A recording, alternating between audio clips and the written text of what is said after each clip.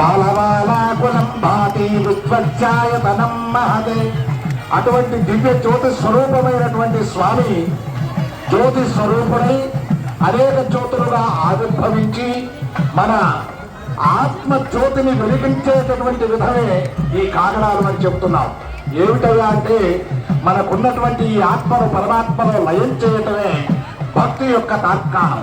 కాబట్టి ఆత్మ జ్యోతిని కాగడాగా వెలిగించి దానిని రూపకంగా చూపిస్తూ స్వామి ఇదిగో నా ఆత్మను హారతిగా నివేదన చేస్తున్నానని సమర్పించేటటువంటి పూర్వకాలం యొక్క సంస్కృతి సాంప్రదాయాలను ఇంకా మనం ఈ మట్టపల్లి మహాక్షేత్రంలో కొనసాగిస్తూ అదిగో స్వామివారికి వేవేల భక్తుల ఆత్మ జ్యోతుల హారతులిస్తూ మీరు పొద్దున మీకు చెప్పిన దానికంటే కూడా ఎక్కువగానే మేము మా అందరూ చూడండి జనపదులందరూ విచ్చేసి ఉన్నారు.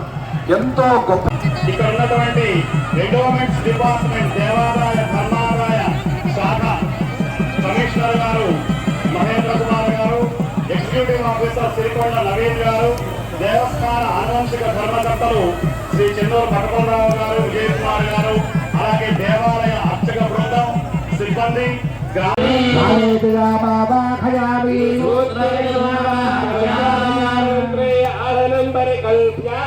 ఓం